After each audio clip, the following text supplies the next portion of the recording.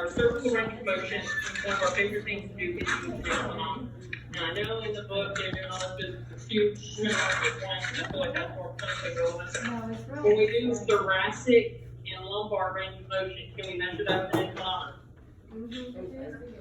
Yeah, you could. We could put one up at the top of her thoracic spine, one at her lumbar, like at S2 region, right?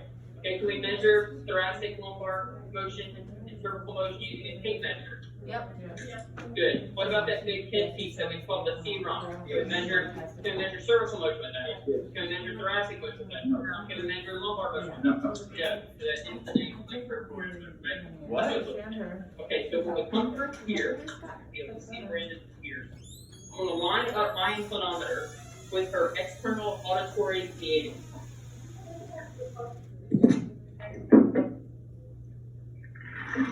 You're the only helper they can complain about. The only one. Thank you for your service, everyone else. Kendall, you're fired. But not yet, keep holding. Alright, so her external auditory meatus, her ear hole, essentially, right? So we're calling her ear canal. Alright, when we put this guy on top of her head, I want to make sure that I'm lined up with the center of my inclinometer, the center of her ear hole. Then we have to neutralize or zero out our inclinometer. Okay? You see how I turned the dial and now it's sitting at 0 here. So if I turn the dial otherwise, it would be off of the 0 line. So we're going to zero it out first, and then I'm going to make sure I give just enough pressure to keep this on her head as she goes through flexion and extension range of motion. So go ahead and bring your chin to your chest for me now. Thanks, great job. So you can see where the inclinometer ends up. So it went from 0 to about 52 degrees. Okay, they come back up for me now. And she comes all the way back up. Now look up to the sky. Ooh, great job now. Perfect. And then come on back down.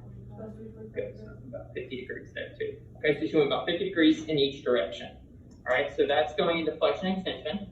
In side bending, I'm still going to stay lined up with her external auditory meatus, but I have to then line up also like with her nose.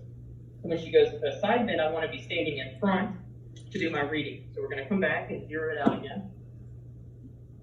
So that's her 0. All right, right here. So I would be standing right where Kendall is, right in front here. Okay, that's where I would be standing. And then I want to give her a cue to bring her ear down toward her shoulder. Can you do that for me now? Great job. And then we're going to look and see how much she moves. So it looks like around 45 degrees. Good. And then come this other way for me. Perfect. Start to shrug up a little. I'll shrug your shoulder. Oh, good job. Much better. And that's about 42 degrees. Good. And then back up. Good. So we stay lined up the whole time. And then if we want to do rotation, we let her lay down. Okay? So come on over here, Tony. You're going to go sit her head this way. We go into rotation. We're going to put the inclinometer on. You can scooch in a little bit so you can get support on. Okay? So we're going to put it right on the center of her head. We will zero it out again. There. Okay. And then we're going to let her rotate over towards your left. Okay, where are you right? That's not big. Good. And then we take the reading from there. Okay.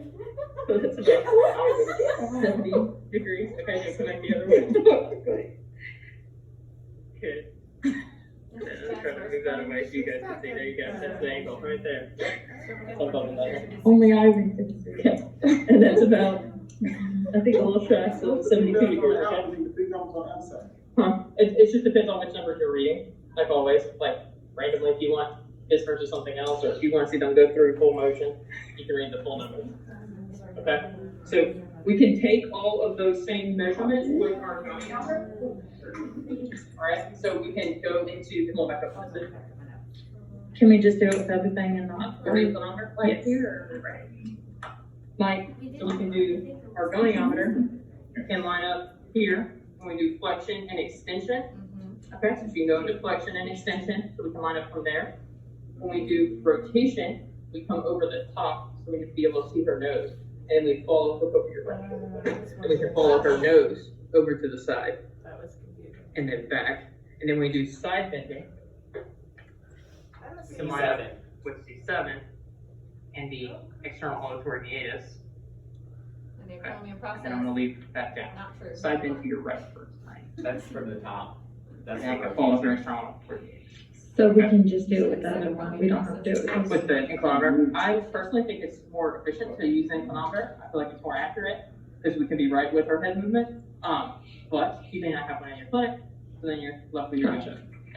Okay, good deal. All right, if you are interested, we don't have a ton of inclinometers, so a couple of you at a time can practice with that. Again, that will not be on your practical, but the whole rest of the time is you practicing whatever you want to practice for GONI until 12:30. Okay, so practice whatever goniometry you want to practice. If you want to try the inclinometers, they're gonna be in the box right here. Okay, there's just two of them, so take turns if you care to practice that. All right, and then you are free to go when you feel you're done practicing your goniometry, but your practical is Friday. You will pull a motion to measure. Is Okay. there a cervical in the practical? Everything's on board except for the things I've told you aren't, so we're not probably gonna do fingers. All right, we're not gonna do fingers and thumb. You don't have to do any inclinometers, so we're not even gonna do our tape measures to do thoracic and lumbar. How many do we have? How many? 75 for you, Okay. 4 for everybody else. Okay, so 4 motions. All right. Good? You know who your partners are? Already taking care of our one potential partnering situation that might be